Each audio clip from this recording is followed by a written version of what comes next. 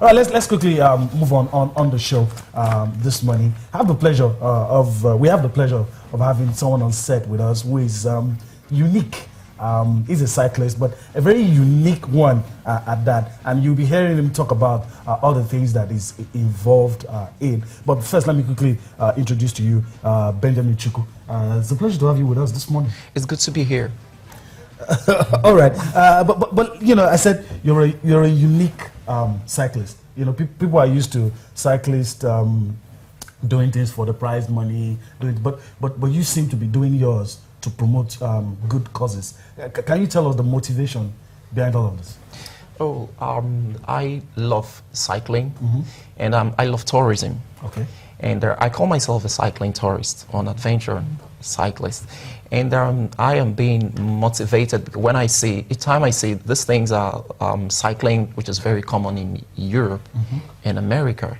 And cycling for adventure, we have the likes of Beamers, we have Mike Hall. These are people who have circumnavigated the globe in 92 days. And this is what you intend to do as well? Yeah, that's what I intend to do. So it's not very, I understand it's not very common in this part of our world, but I hope it will gain some kind of popularity here by the time I start. I know the other guys are interested in asking you questions, but you intend to race to Cairo, am I right? Yeah. In Cairo, Egypt, Cape Town, South Africa. All of this you want to do it in 40 days?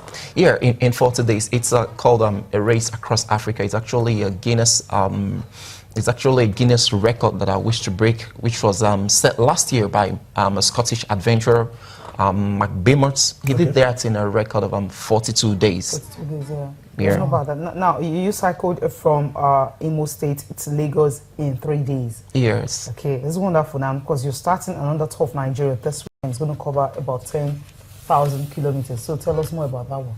Yeah, I'm starting the tour tomorrow from the National Stadium. I will be taking off covering about from Lagos to Abuja, from Abuja to Kano, and they're in the northwest part of the country. I understand it. I know it's gonna be very challenging because of the weather, the harsh weather, and but I'm using that to prepare for other adventures I want to take. Okay. So it's going to be pretty challenging. What's your motivation? I mean, why did you decide to do this? Yeah.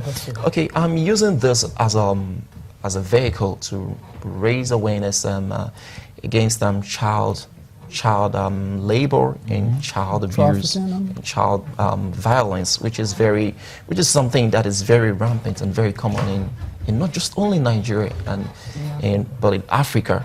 So I wish to use it as a platform to reach out to, fight societal ills. Exactly, and it's not just people saying that, wow, he did a great thing riding around Nigeria, but to get the message across to millions of people out there. We also have the target of setting a new Guinness Book of Records.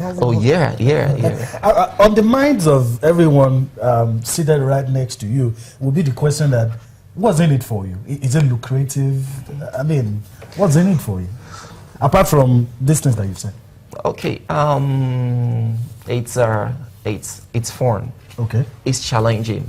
It expands you. It makes you grow.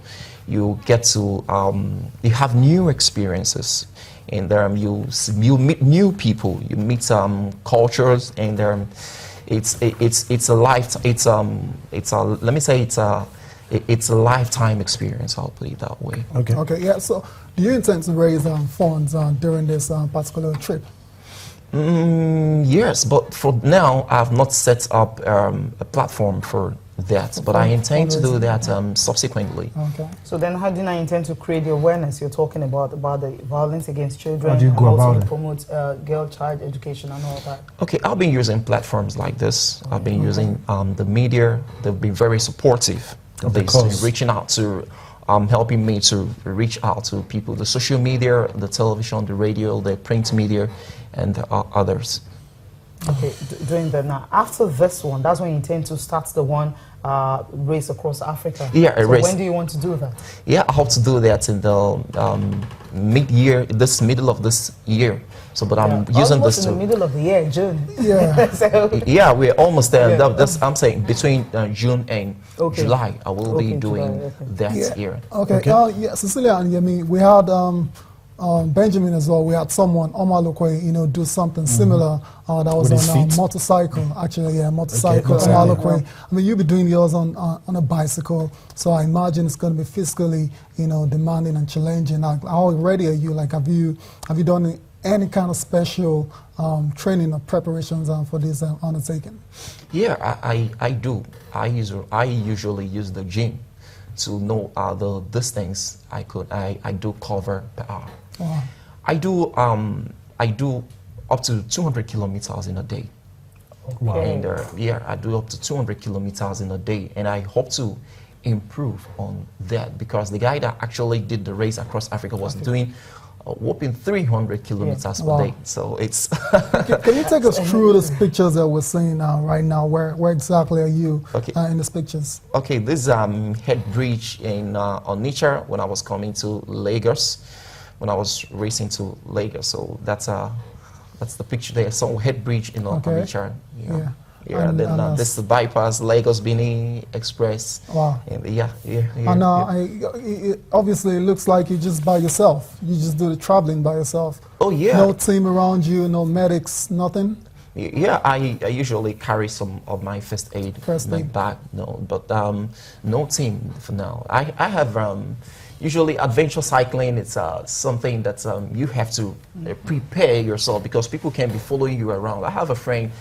His name is Somin Debnat. He's going around the world, and he's been to over 190 countries on bicycle. Wow, that's amazing. Yeah, it's really adventurous, of course. It brings tourism into it and everything. You are a mountaineer, a cyclist, a tourist, all It's in unique. all. Now, how many mountains have you climbed? I've climbed about 4 mountains, but they are in Africa. I've been to the third highest mountain in Africa. Where? That's Mount Stanley, between the border of DR Congo and Uganda. Then I've been to the highest mountain in West Africa. That's Mount Cameroon. And ultimately, as a mountaineer, I wish to do what is called the 7 summits. The 7 summits is hiking the 7 highest mountains in each continent of the world, including Mount Everest, which takes about 64 days to get to the summit. Okay. Yeah.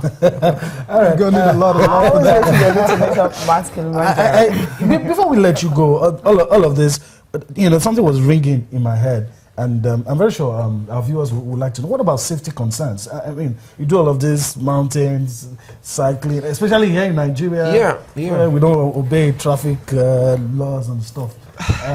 What are safety concerns, really? Here, safety in terms of roads. And the hazards of hazards the in, mountains and stuff? Oh yeah, you can't take away risk from all this that I'm doing, but I try to see how I can minimize the risk. Talking about this, cycling in Nigeria is not something that has been that's that popular, and the government has taken seriously. I mean, in Germany, culture. yeah, it's not in Germany they just opened the 62-mile road that is car-free, just bicycle.